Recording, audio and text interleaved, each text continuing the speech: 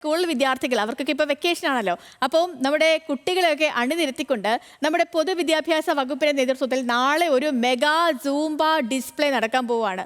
വരുന്ന അധ്യയന വർഷത്തെ ലഹരി വിരുദ്ധ ബോധവൽക്കരണത്തിന്റെ ഭാഗമായാണ് വിദ്യാഭ്യാസ വകുപ്പ് ഈ അതിമനോഹരമായ ഒരു പരിപാടി സംഘടിപ്പിച്ചിരിക്കുന്നത്. തിരുവനന്തപുരം ചന്ദ്രശേഖരൻ നായർ സ്റ്റേഡിയത്തിൽ സംഘടിപ്പിക്കുന്ന ഡിസ്പ്ലേ മുഖ്യമന്ത്രി പിണറായി വിജയൻ നാളെ ഉദ്ഘാടനം ചെയ്യും.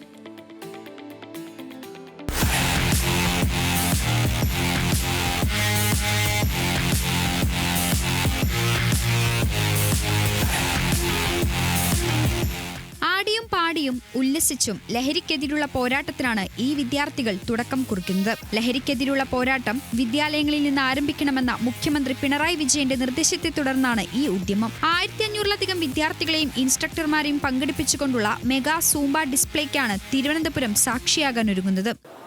ഒന്ന്, ലഹരി വിരുദ്ധ മയക്കുമരുന്ന് ഉപയോഗം, അതിനെതിരായിട്ടുള്ള ക്യാമ്പയിൻ, ഇതെല്ലാം ഇതിൽപ്പെടുന്ന കാര്യങ്ങളാണ്.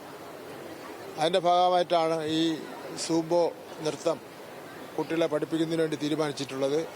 കേരളത്തിലെ എല്ലാ സ്കൂളുകളിലും താല്പര്യമുള്ള കുട്ടികളെ പഠിപ്പിക്കാൻ വേണ്ടി തീരുമാനിച്ചിട്ടുണ്ട്. ഈ വിഷയം ഇത് മാത്രമല്ല, യോഗ, ഓരോ കുട്ടികൾക്കും താല്പര്യമുള്ള എല്ലാ വിഷയങ്ങളും കായിക ഇനത്തിൽ പഠിപ്പിക്കാൻ വേണ്ടി തീരുമാനിച്ചിട്ടുണ്ട്. ഔദ്യോഗിക പരിപാടിക്ക് മുന്നോടിയായുള്ള റിഹേഴ്സൽ ചന്ദ്രശേഖരൻ നായർ സ്റ്റേഡിയത്തിലാണ് നടന്നത്. ഇത്രയധികം കുട്ടികളെ പരിശീലിപ്പിച്ച് സമൂഹത്തിന് നല്ലൊരു സന്ദേശം നൽകുന്നതിന്റെ സന്തോഷത്തിലാണ് സൂംബ ഇൻസ്ട്രക്ടർമാർ.